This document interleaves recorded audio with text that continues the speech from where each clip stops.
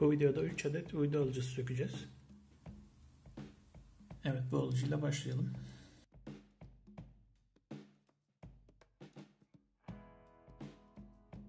Sökmek için garanti etiketini çıkarıyordum. Bir altında bir konektör olduğunu fark ettim. USB konektörüne benzer bir şey var. Etiketin altına saklamışlar. Bir işe yarıyor mu bilmiyorum. RS232 yazıyor ama altında USB konektörü var. Neyse, 2 tane vidamız var. Sökelim bakalım.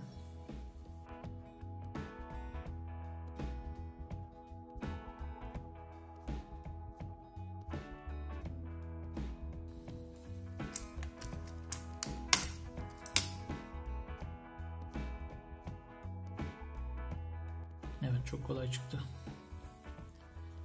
Bakalım neler var.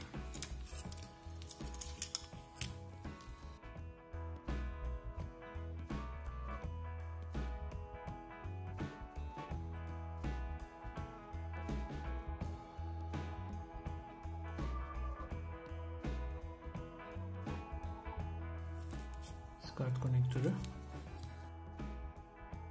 Ucunu da burada bir konektöre bağlamışlar. Evet, bunu da çıkardık.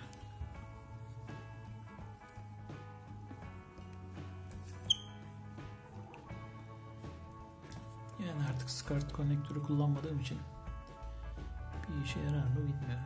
Dursun bakalım.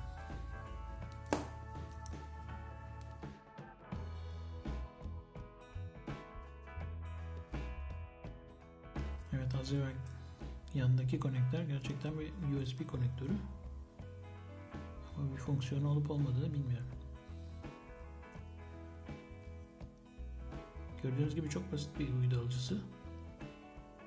2 tane büyük çip var, 2 tane küçük görüyorum. Bir de gerilim regülatörü. Gerisi de pek fazla işe yaramayacak parçalar. Evet, bunu bir kenara koyalım bakalım.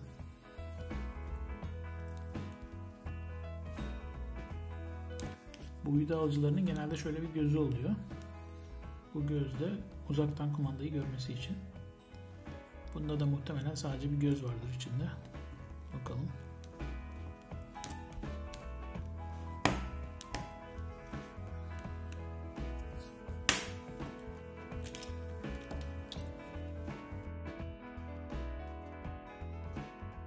Evet, bir tane infrared alıcı. Bir de çalıştığını göstermek için led var. Başka da bir şey yok. Bunu da ayıralım. Bu tür uydu alıcılarının buna benzer adaptörleri oluyor genelde. 9 ya da 12 voltluk adaptörler. Bunlar tabii başka işlerde kullanılabilir. Ben zamanında bu uydu alıcısını televizyonun içine bağladığım için güç kaynağını da kutusundan çıkarmıştım. Bu güç kaynağını televizyonun içine bağlamıştım. Uydu alıcısını da televizyonun içine koydum. Kompakt olması açısından. Bu devre tabi sökülecek bir şey değil. Yani 9 volt, 1 amperlik bir güç kaynağı. Bunu çeşitli projelerde olduğu gibi bu şekilde kullanabiliriz. Son olarak da uydu alıcısının uzaktan kumandası.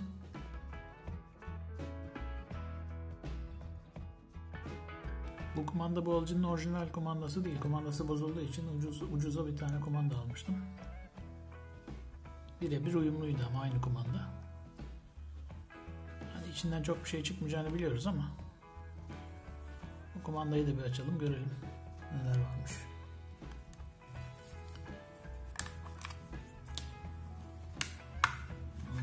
İçinde piller var, onları çıkaralım.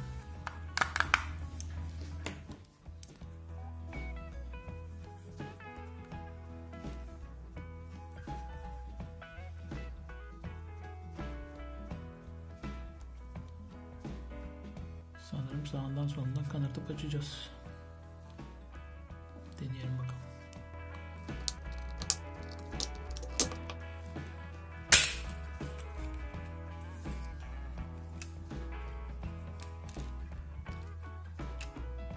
Sanki pek açılmasını istememişler gibi. Açıcı da kapanması zor olacak biraz.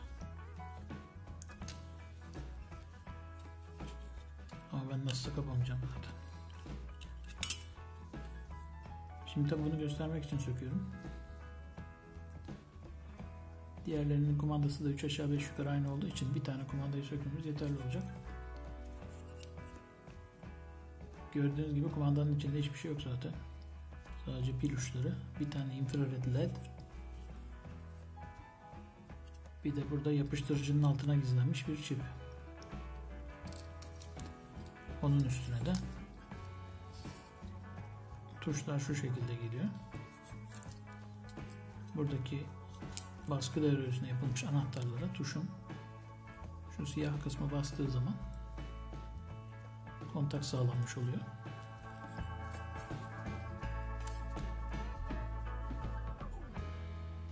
Çip de ilgili anahtarın kodunu infrared led ile karşıdaki cihaza iletiyor.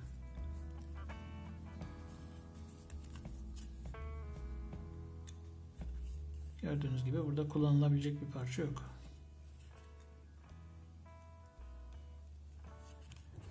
Şunlar zaman zaman işe yarıyor aslında, bu pil yayları. Yani bazı cihazları açıyorum mesela, bu paslanmış oluyor. Bunlardan bayağı bir stoğum var. Buna benzer yaylardan. Onları diğer cihazların paslanmış pil yerlerinin yerine takabiliyorum.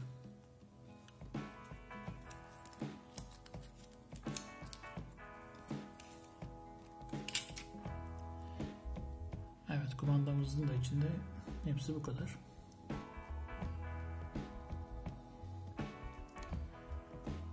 Anakarttan da birkaç parça söktükten sonra son halini göstereceğim. Böyle bir yön.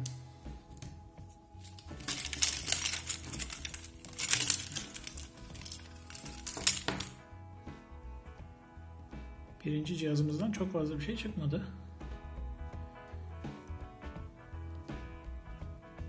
Bir SCART konektörü, 9 voltluk bir güç kaynağı adaptörü,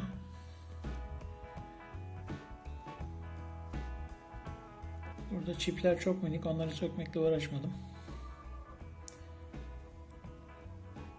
Bir tane uydu konektörü, 27 MHz bir tane kristal, bir iki tane konnektör. Bir de bunlar çok kolay çıktığı için çıkardım. Normalde kondansatörlerle uğraşmam ama havayı dokundurur dokunulmaz düştükleri için birkaç tane de kondansatör. Bir tane infrared alıcı. Pil uçları, infrared led. Bunlar da çöpe gidecek.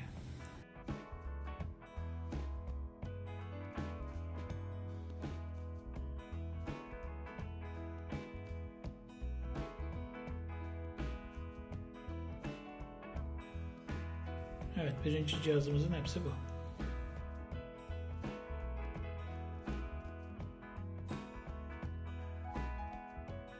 İkinci olarak bu uydu alıcımızı sökelim. Bu bir Teledünya uydu alıcısı. Burada bir kart girişi var.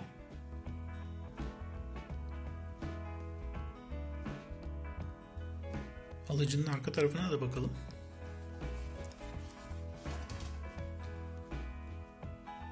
Burada uydu girişi, loop çıkışı.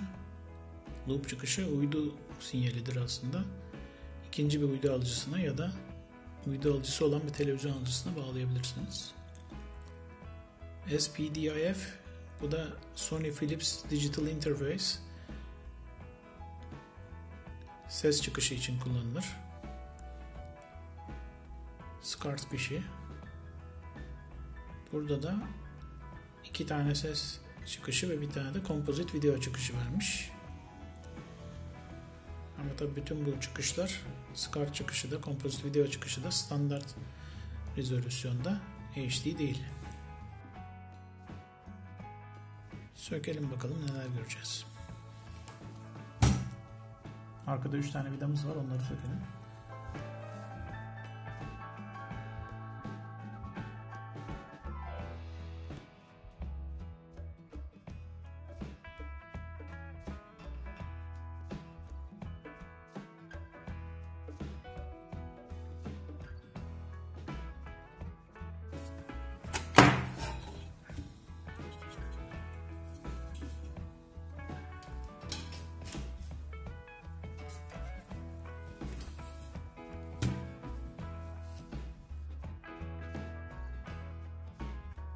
Evet, bu da kutudaki cihazımızın içi.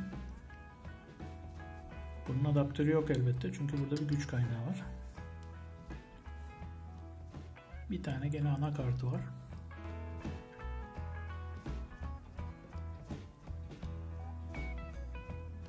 Burada da köşede de kart okuyucu. Anakartın üstünde de bir tane uydu tuneri var. Girişi ve çıkışı şeklinde. Şöyle bir göz atalım bakalım neler var. Güç kaynağından başlayalım. 3.3 volt, 5 volt ve 12 voltluk çıkışlar verebiliyor. Güzel, standart çıkışlar. Hep söylediğim gibi bu güç kaynakları parça için sökülmez. Bunları olduğu gibi saklayıp bu şekilde kullanmak lazım başka devreler için. Sökelim bakalım.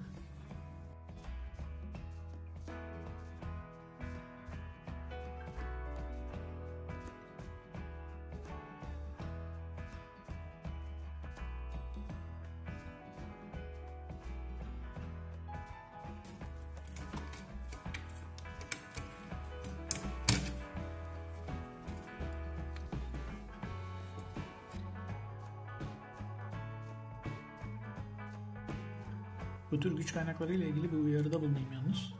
Bu girişin olduğu kısımdaki şu yüksek gerilim kondansatörler bazen dolu kalabilir. O yüzden bunları boşalttığınıza emin olun. Ben bu evde alıcısını aylardır kullanmadığım için boştur ama hatta genelde de üzerinde zaten boşaltıcı direnç de olur. Ama gene de sessiz olun, dikkat edin. Çok sıkı bir şok yaşatabilir bunlar insana. Devam edelim bakalım.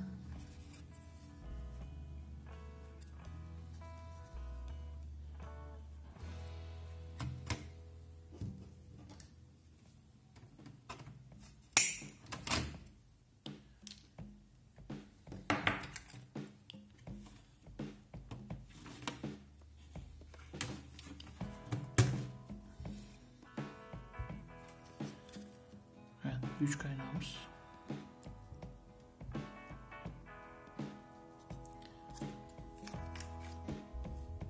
Şurada görülebileceği gibi 3.3 volt, 5 volt ve 12 volt veriyor diyor.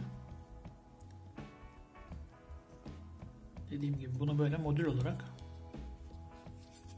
saklamak her zaman iyidir.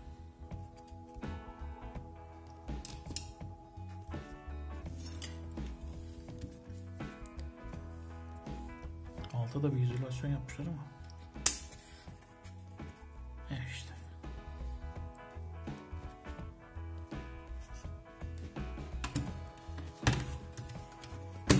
Şunları bir ayıralım bakalım.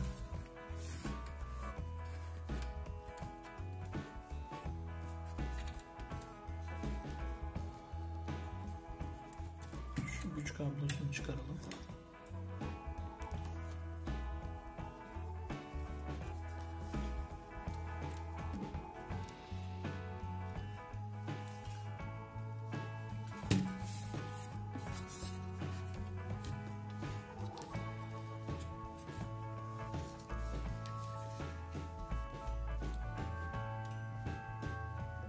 Şu ön paneli de bir çıkaralım bakalım neler var.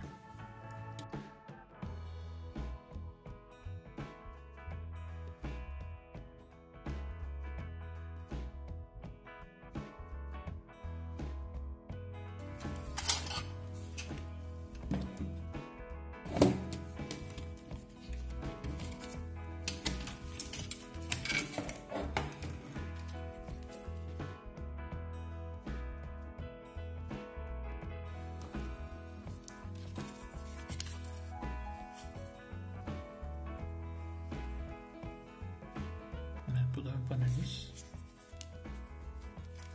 Dikkat ederseniz buradan kartı buradan soktuğumuz zaman şuradaki kart okuyucunun içine giriyor.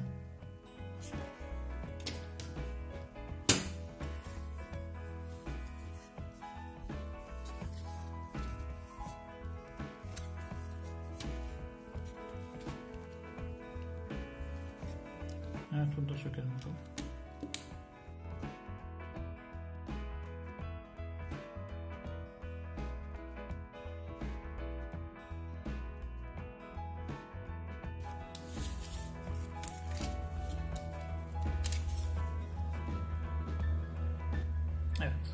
Herhalde bir şey yok içinde.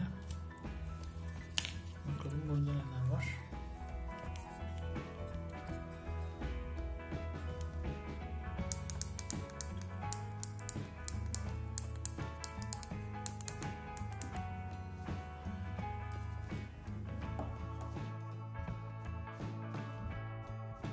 Çeşitli mikro switchler, infrared alıcı, bir kırmızı bir yeşil led herhalde çalışma indikasyonu yapıyor.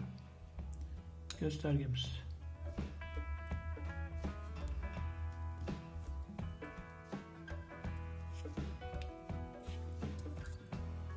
Arkada da bir tane çipimiz var. Ne olduğuna bakayım. Muhtemelen küçük bir işlemci. Display'i sürmek için.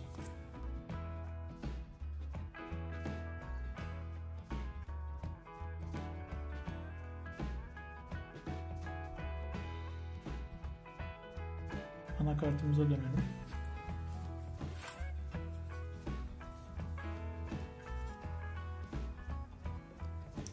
Bunu çıkarabilmek için şurayı sökmek lazım.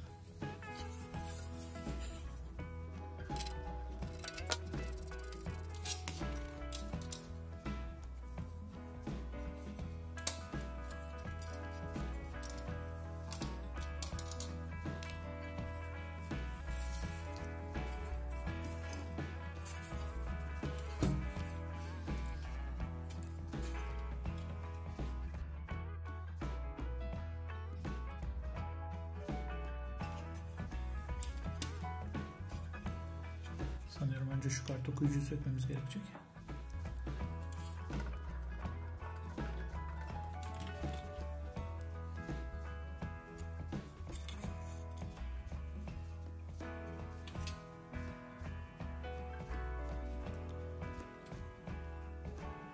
Şu gördüğünüz kısım.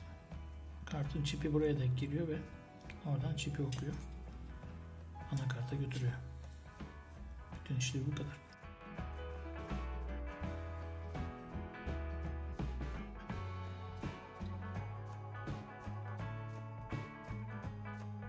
Şimdi anakartımızı sökelim.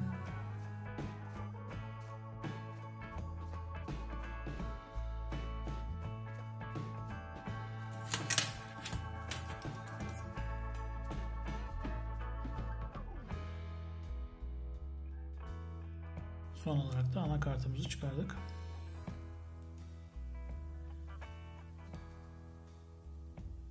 Şimdi ben bütün parçalara bir bakıp mümkün olanları söktükten sonra son halini göstereceğim.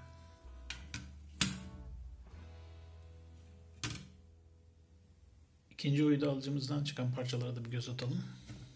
Burada kalan şase, ön panel, orada işe yarayacak bir şey yok. Anakarttan sökebildiklerimi söktüm, onları şimdi göstereyim. Bir gösterge,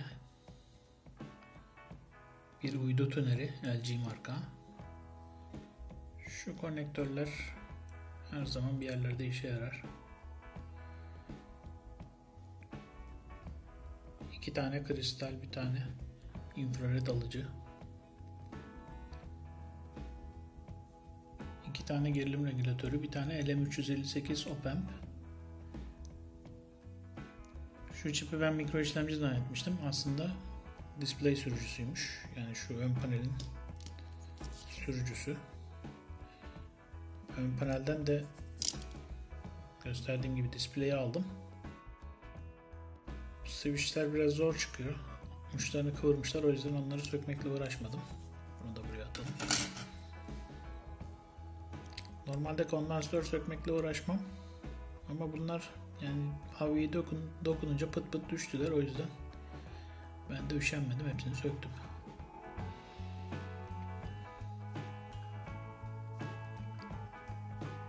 Bir kart okuyucu, bunu olduğu gibi saklayacağım bu şekilde. Akıllı kartları okumaya yarayabilir. Son olarak da güç kaynağı, bunu da olduğu gibi saklayacağım. 3.3 volt, 5 volt ve 12 volt verebiliyor. Bir projede kullanılabilir.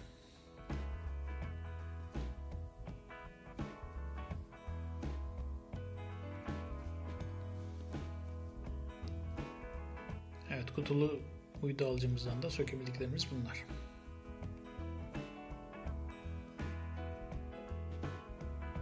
Bu da 3. uydu alıcımız.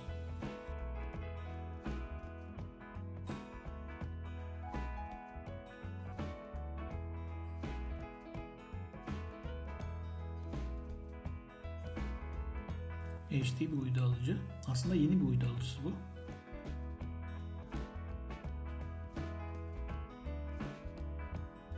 Sadece birkaç dakika çalıştıktan sonra bozuldu. Kutusunu da atmış bulunduk. O yüzden değiştiremedik. Ben de bir sökerek değerlendireyim dedim.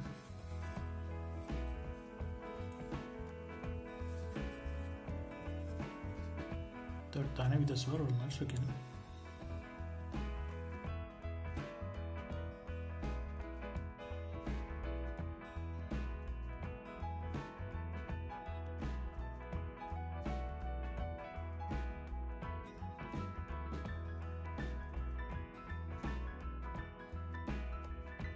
Şunu da çıkaralım.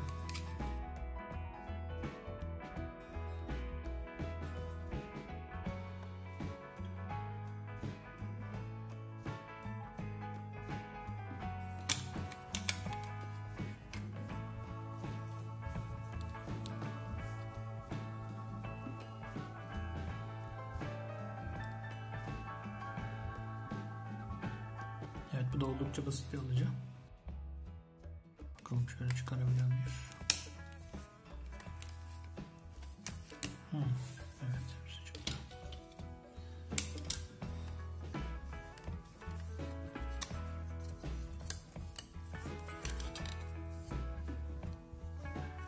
Hepsi bu kadar.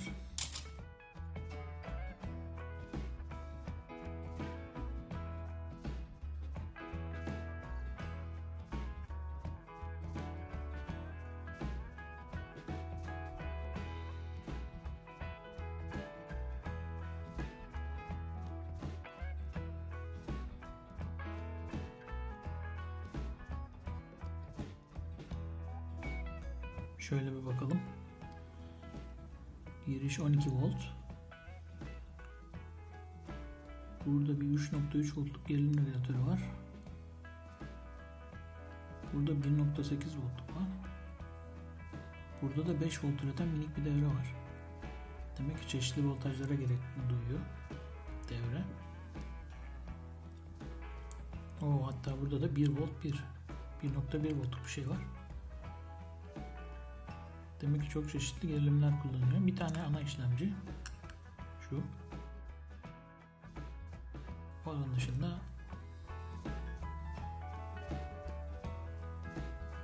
nispeten basit bir devre. 3. uydu alıcımızdan çıkan parçalar da bu kadar. Bunun nispeten anakartını daha az uğraştım ve sökmedim bazı parçaları.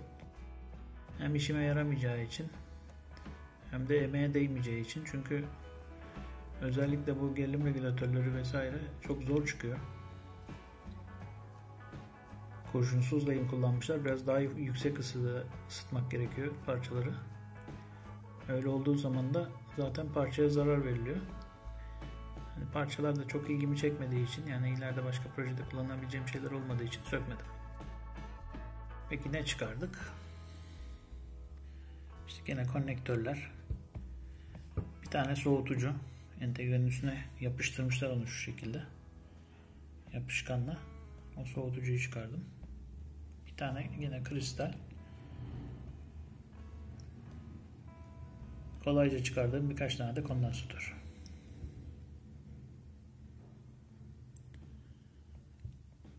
HD uydu alıcımızdan çıkardığımız parçalar bunlar. Elbette bir de adaptör. Bunların söylediğim gibi ya 9 volt ya 12 voltluk adaptörleri oluyor. Bu 12 voltluk bir adaptör. 12 volt 1.5 amper. Yani birçok amaçla kullanılabilir. Bunu da hiç sökmeden adaptör olarak saklıyorum. Bu uydu alıcısının bir de böyle bir display ve uzaktan kumanda modülü var. Bunu özellikle sökmeyeceğim. Başka türlü kullanmayı düşünüyorum. Şöyle bir içini göstereyim.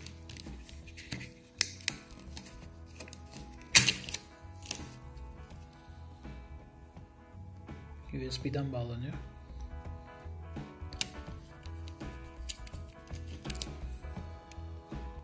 Şöyle bir display, bir infrared alıcı ve 3 tane düğme var. Bunu bu şekilde değerlendirebileceğimi düşünüyorum. O yüzden bunu ayrı tuttum. Sökmeden bakalım neler yapabileceğim.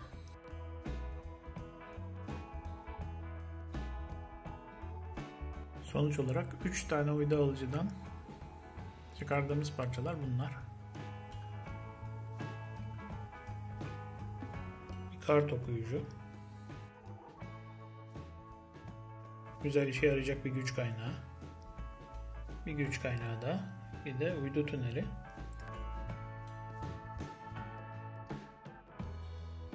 Diğer parçalar aslında biraz keyfe gider. Hani vaktiniz varsa sökün ama yani normalde ucuza bulunabilecek parçalar olduğu için çoğu.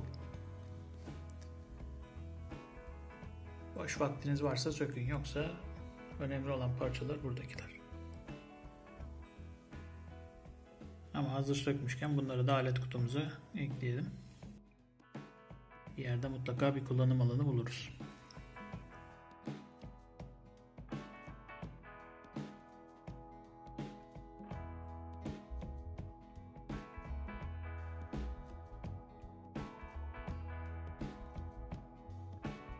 Uydu alıcısı sökme videom burada sona eriyor. Başka sökme videolarında buluşmak üzere.